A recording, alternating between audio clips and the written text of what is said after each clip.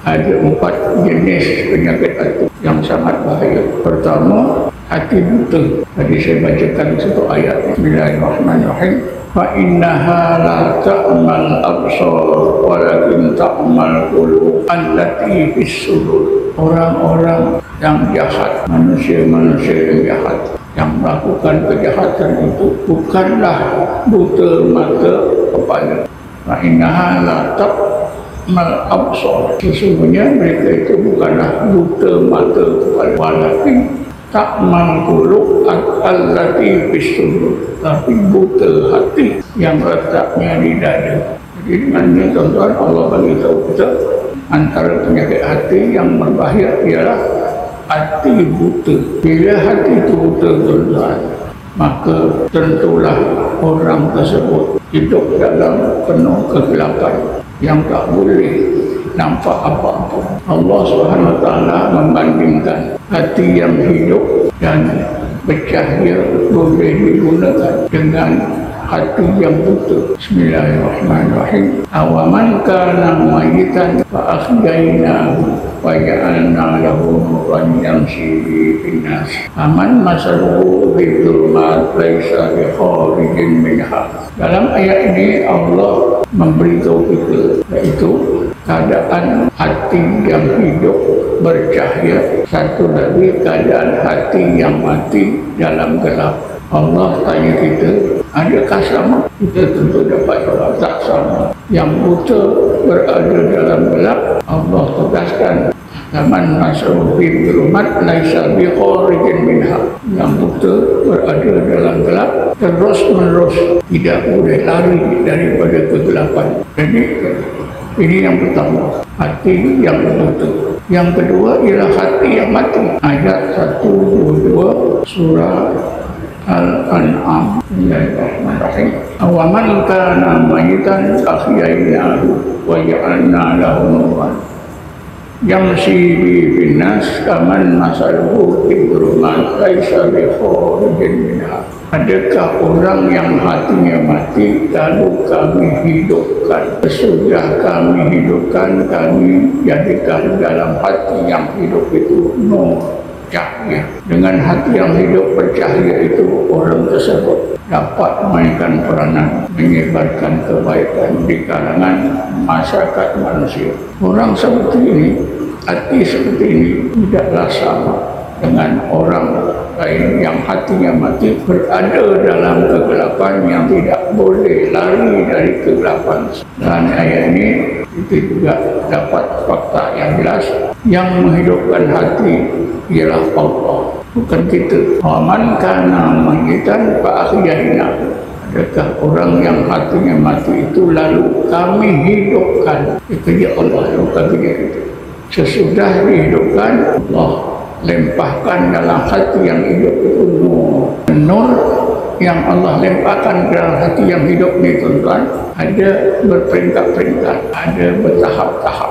Tahap pertama diistilahkan nur intibah, cahaya yang membangunkan hati, yang menghidupkan hati yang mati. Lalu bila hati dah hidup bercahaya, maka nampaklah hati itu mula nampak mana yang benar, mana yang salah. Terasalah juga wujudnya Allah. Kemudian tuan-tuan, cahaya ini akan ditingkatkan oleh Allah ke tingkat yang lebih terang benderang, yaitu nur hudur. Hudur itu maksudnya cahaya yang Allah lempahkan dalam hati yang dihidupkan. Dengan cahaya tersebut, maka hati hanya maukan Allah, dan hati bebas daripada pengaruh apa juga makhluk. Dan makhluk yang sangat membahayakan hati ialah nafsu. Jadi bila dapat cahaya yang kedua, orang tersebut telah merdeka, menjadi hamba Allah. Hatinya merdeka karena tidak ada makhluk yang menghambakannya. Akhir sekali, cahaya yang tersebut disampurnakan oleh Allah dengan cahaya yang disebut Nur al-Wisal. Nur cahaya yang Allah lemparkan ke dalam hati, yang membolehkan hati itu benar-benar kenal Allah Subhanahu wa ta'ala. Ini dinamakan Nur al-Wisal. Jadi Nur intibah ditingkatkan kepada Nur hudur dan disampurnakan dengan Nur al-Wisal.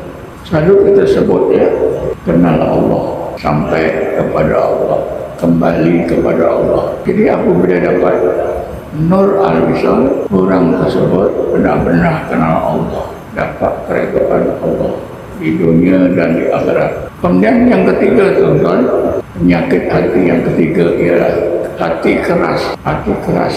Dalam Quran Allah ada terangkan kerasnya hati orang Yahudi. Bismillahirrahmanirrahim.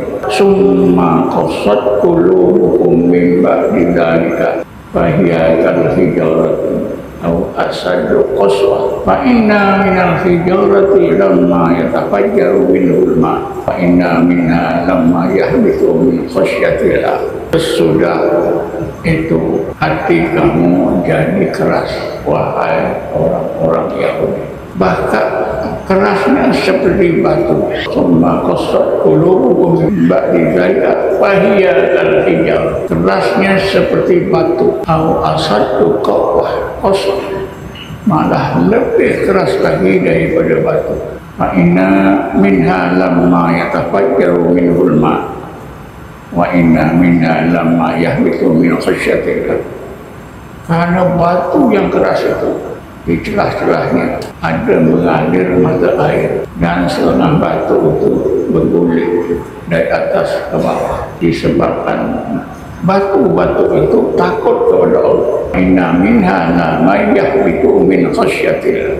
Jadi itu hati orang Yahudi itu digambarkan oleh Allah lebih keras daripada batu. Akhir sekali ialah hati lalai, walaupun hati yang lalai.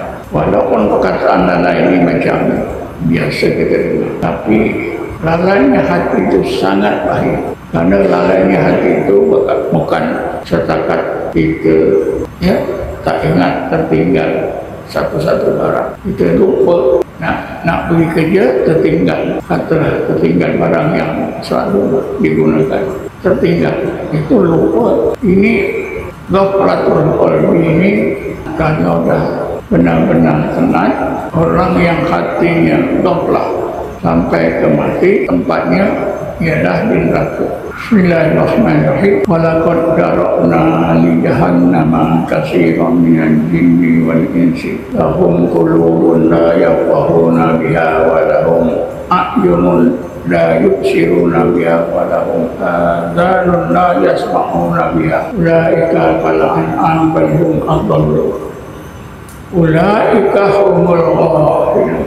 Dalam ayat ini Allah terangkan kepada kita orang yang hatinya ghaflah, tempatnya di neraka. Dan orang yang berhati ghaflah, mereka tidak akan mampu menggunakan akal, menggunakan hati. Akal mereka tak boleh menggunakan akal, apatah lagi hati.